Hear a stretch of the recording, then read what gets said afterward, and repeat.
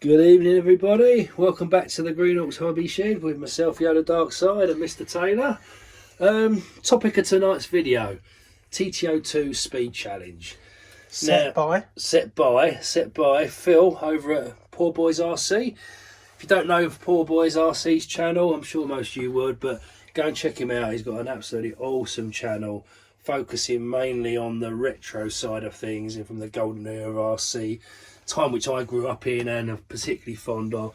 A lot of good Tamiya stuff, a lot of nostalgia stuff with a very, very well produced and a nice bit of sense of humour there as well. Anyway, Phil set aside last year a speed challenge for everyone, all the YouTube creators, based on a CW01 chassis.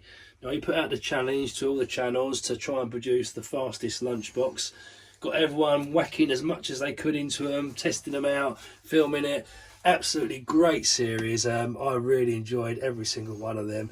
They've got some real great content off the back of it. A lot of my favourite channels entered, and it was really good following along the way. One in particular that really stood out to me was Mark and Rob's Luncharari.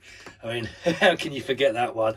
So anyway, this year, Phil's come back with another challenge. This year, it's going to be all about the TT02 platform. Now, I said to Taylor the other night, well, look, Taylor, he's put this challenge out there. We've got a TT02. We've got some fast, high-power electrics. Why not enter? What's the worst that could happen? So anyway, we said, yeah, let's go for it. So Green Oaks RC is in. So this is our TT02. Now, this is Moo actually. That's her TT02 she built last year. And what a great job, might add, she made of it. That's her first model she ever built. Painted it herself, built it herself. And she's now giving it to us as a sacrifice to the RC gods. I say sacrifice because I think this is going to end in tears.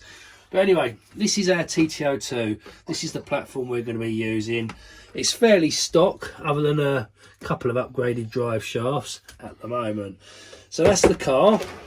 Now, electrics wise, let's see what we've got in this bag of goodies, shall we, Taylor? Yeah, crack it open.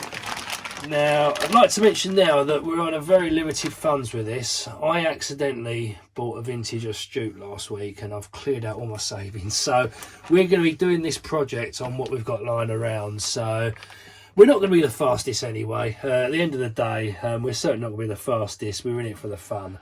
But what I can say is there probably will be some nice crashes. So anyway, let's have a look at what we've got in here. I had this motor knocking around for a long time.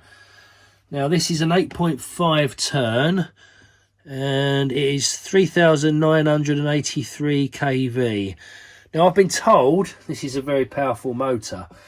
I'd like to point out right now as well that I have not got a clue about brushless. I'm old school. I dabble in brush motors, manual speed controllers, NiCads.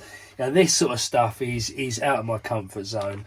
So this is going to be a learning curve for us. So anyway, you've got to learn how to drive them first. Well, I know how to drive them. It's just we've only got to go in a straight line, so that's not going to be too hard, is it? Fix the steering.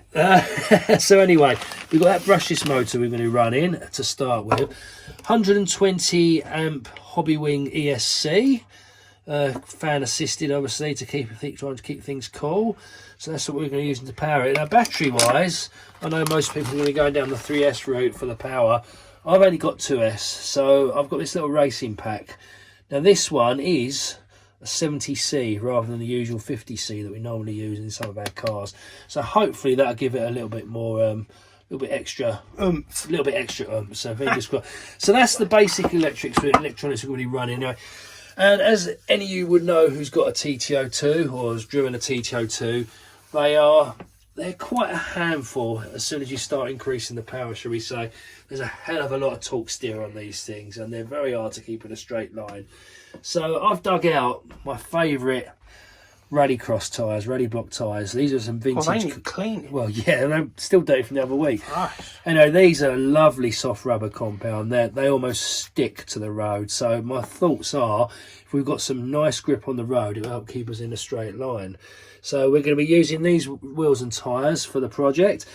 Put it all together, give it a few speed runs, get it filmed, get them out on YouTube, get them posted, and then adjust the car and fine-tune the car as we go along with any suspension and steering parts that we need to basically fine tune things. So yeah, I mean, at the end of the day, like I say, I can't see us winning, but it's all about the fun factor in it. So we're in it for the fun. So all I can say now is I wish all the other channels the best of luck. I'm looking forward to competing against you all. And Let's get the soldering iron out. yeah, let's get the soldering on. Anything else you need to add, Taylor?